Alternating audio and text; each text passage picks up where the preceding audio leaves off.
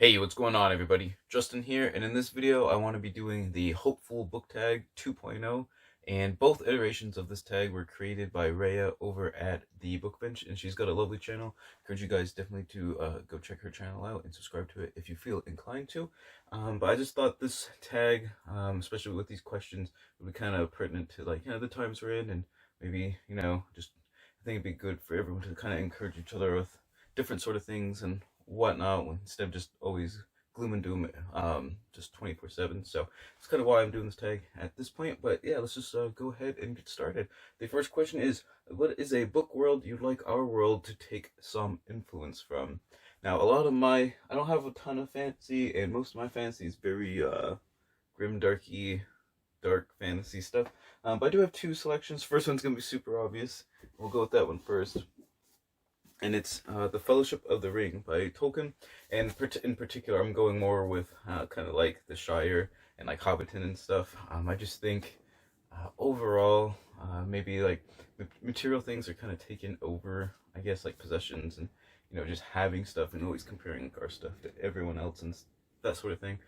I just think that is not really a good thing in general.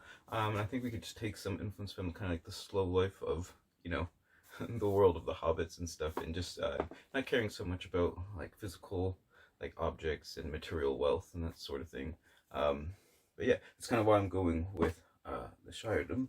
Well, the Fellowship of the Ring, but the Shire in the Fellowship of the Ring. And for the second book, I'm kind of on a similar-ish note, but kind of more philosophical, is T.H. White's The Once and Future King. And what I'm going here is more with Arthur's sort of idealized version of what he wants his kingdom to be.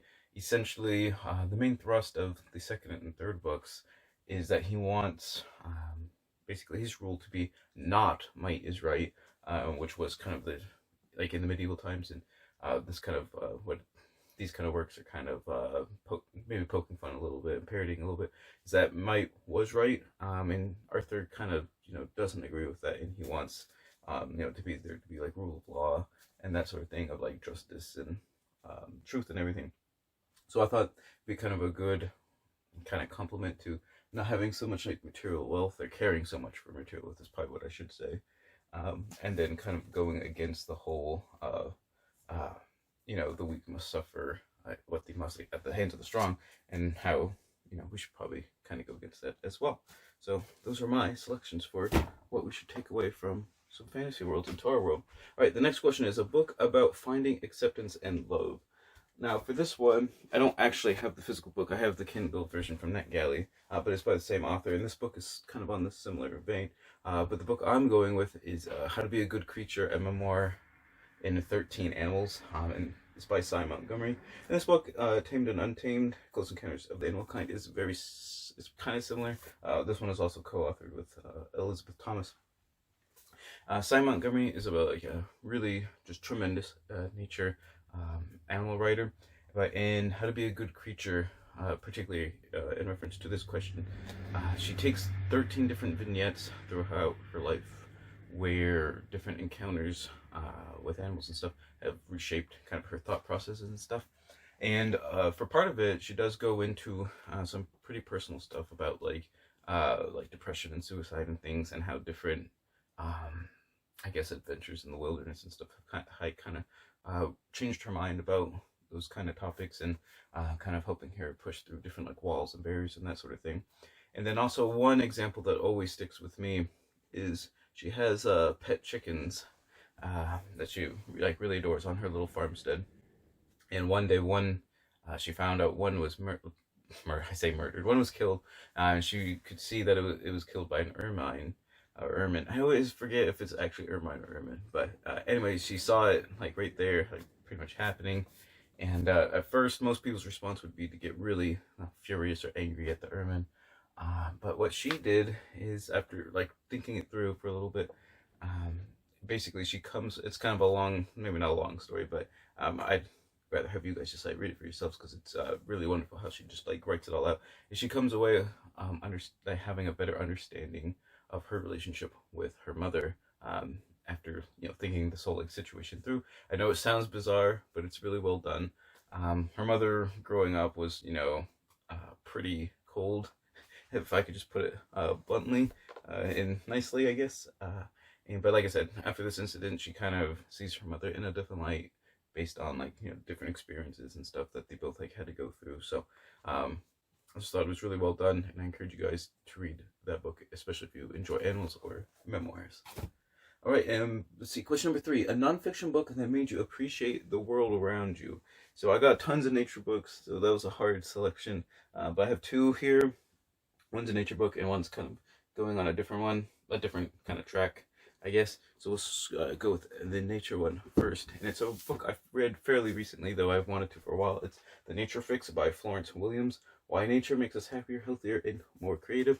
And essentially, this book goes over all the science behind why being out in the environment, out in the living world and nature, whether that's just like the woods, like in your backyard, if you're fortunate, like I like me, who has that, or strolling down the beach, or hiking through some hills or mountains or whatever.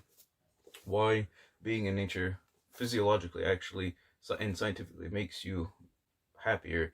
Tons of experiments have been performed and everything, and it has been pretty much proven, like, if you have so many, I say, doses, that's like one of the problems I kind of have with the book, is they try to like eventually it seems like scientists are trying to distill it, like, you got to be prescribed with so many hours outdoors in nature per week and then per month and whatever.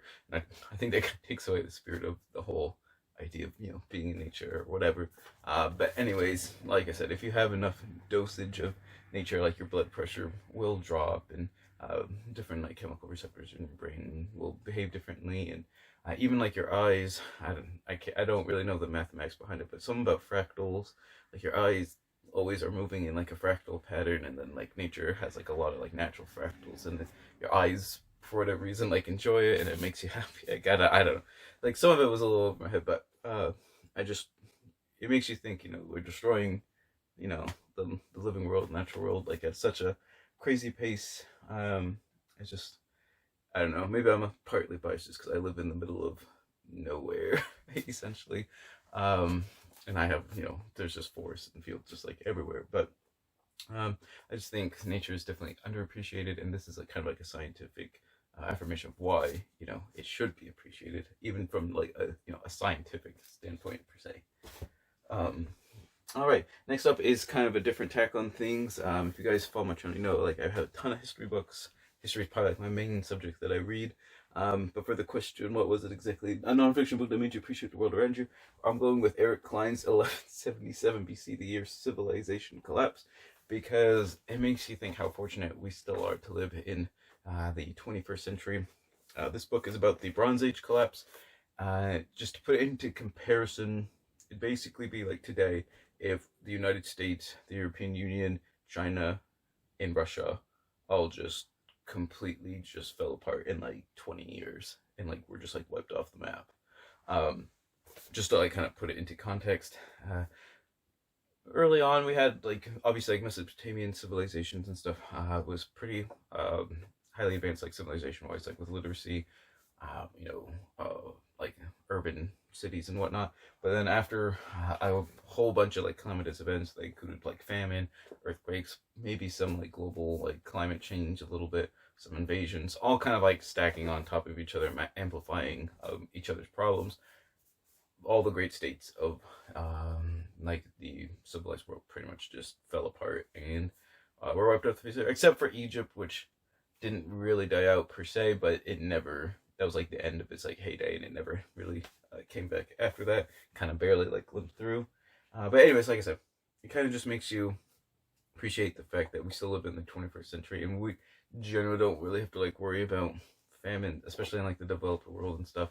We don't have to worry about famines like all the time, or being like invaded by the hill tribes and this and that and that sort of thing, like on a daily basis, like always just like wondering what's gonna happen. So that was kind of a different tack on that, but makes you think about why you should appreciate where you are right now. All right, so now Rhea smartly put in this intermission where we're gonna go check out different pictures of pets and animals and that sort of thing.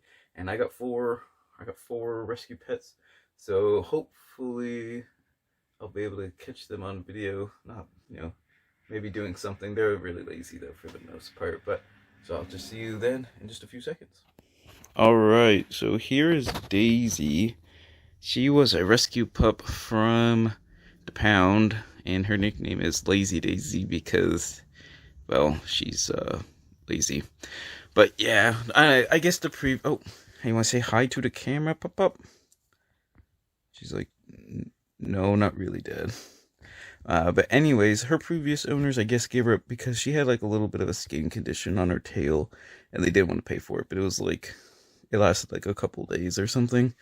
And then the trick is, my wife basically comes up one day, why don't we go like look at the pound, because like our previous dog had died, and she was like, yeah, let's just go look and stuff. And I was like, yeah, okay, we can go look. But she had already pretty much bought Daisy and already told like the people that work there, yeah, we're taking her and stuff, so they had like set her aside. So I didn't have a choice in the matter, but that's okay. Daisy's pretty cool. Alright, let's see if we can go find one of the cats. Here's Sophia on Sawyer's baby shark pillow, I guess. Sophia and Ajax are siblings. You'll see Ajax in just a little bit.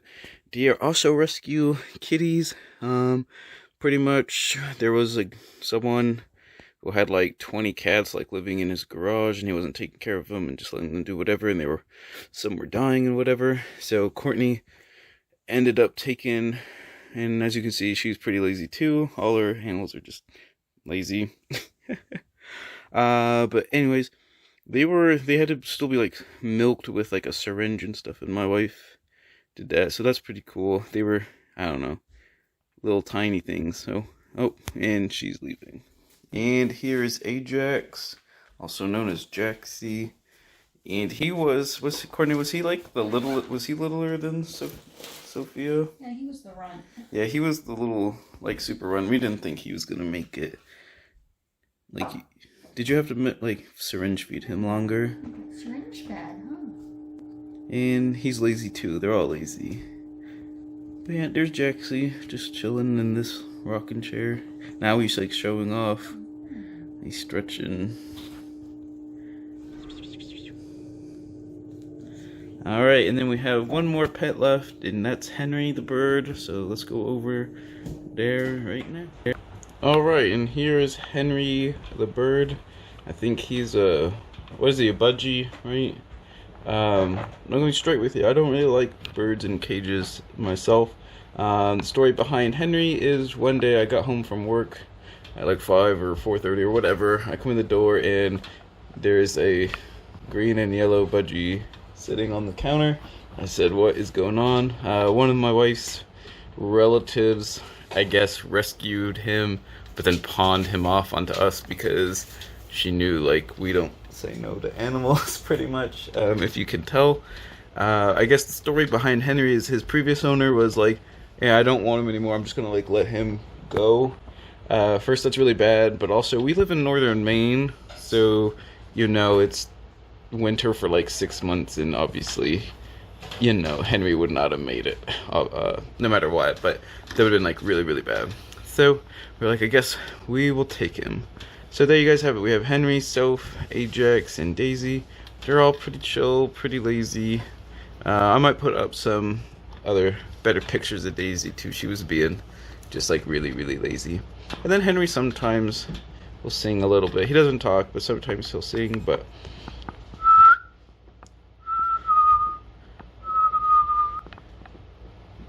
and then he's like, yeah, I'm not a circus animal. I don't do like tricks on command. So there's that.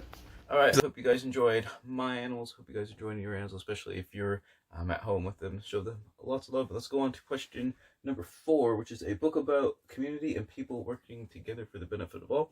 For this one, I'm going with the book I read last year, and it's Greenpeace Captain by Peter Wilcox, and the subtitle is My Adventures in Protecting the Future of Our Planet. The author, Peter Wilcox, is the captain of the Rainbow Warrior, which is essentially like the flagship for Greenpeace. And what I like about this book is it definitely shows how different volunteers from all walks of life and from many countries all over the world like kind of join together with Greenpeace in order to accomplish different kind of objectives and missions, and protecting the environment for the most part, whether it's like wildlife or like not preventing pollution of the oceans with like nuclear waste, things like that. And I do like Greenpeace's mission of essentially non-violence. Like they don't even like to do property damage, especially if they can help it. Like that's like really frowned upon. So I definitely think their kind of mission statement is very like out there, and it's kind of like unquestionable in that sense. But like I said, it's just interesting seeing how just a group of strangers beforehand working together. Um, like some people obviously don't like it, you know. It might cost more whether to do something a different way for whatever reasons or whatever. So they're not always universally liked, but in the end they are trying to do their best to keep the planet as healthy as you know possible, which obviously is pretty much a losing task at this point. Um, but you know what I'm saying? They're still trying, so it's nice to see people uh, giving up whatever lives they had to kind of volunteer and do what they do for Greenpeace. All right, so question number 5 is to shout out, or I guess prompt number 5 is not really a question, is shout out 3 booktubers who inspire you with positive energy. All right, so I got 3 choices, and they have their different positive energies in different ways. The first one I'm going with is Kate from Chapter Kate. I think she does really well in the booktube community. She puts out a lot of videos on like involving books or reading with self-care, and I think she's been doing kind of like a mini series on that, and I just think that's just, I don't know, that's just a great project to kind of put out there, and how reading can just benefit your mental health, um, everything like that. I just think she does a tremendous job with that. The next one I'm going with is Rachel Marie. I think it's pretty obvious she's her positive energy just helps uplift the community, kind of as a whole, whether it's through her bookie trials like readathons, getting people together and just having a good time and fellowship, that sort of thing. I think that is a critical component to any community. I think she just does a tremendous job at that. And the third person I'm going with is Scott over at Book Invasion, and I think what he does a really good job with his positive energy is lifting up new creators and people that are kind of doing things that are out of the box. And some people question, should I make videos kind of like this or whatever, or if they're new, they don't want to step outside like the booktube line. But I think Scott does a really good job just kind of uplifting others, especially smaller or newer creators to the platform. So thank you 3 for all you guys' positive energy for that. And let's see, number 6 is just to tag some others. And here's 3 more people that I would like to see their take on this tag, and just their responses to some these are kind of like more uplifting, kind of bookish responses, I guess. And I'm going with Justin over at Ghost Reader, Sam at Sarcasm in Sci-Fi, and Kier the Scrivener. I'm going to leave all 6 of those channels links down below, along with Rhea, the creator of this tag. I'm going to leave all their links down below. Definitely encourage you guys to go check them out. And just like view their content, and I'm pretty sure you'll enjoy it if you haven't already. So there you guys have it. This was my hopeful 2.0 book tag. Let me know what's the most like inspirational book you've read somewhat recently, or just any inspirational book that comes to mind when you hear the kind of like these prompts and questions. I'd be glad to check some of those out for sure. Don't forget to like and subscribe if you haven't already. Check out my book Twitter, Instagram, Bookstagram, whatever, all those kind of things. And always remember, read victoriously.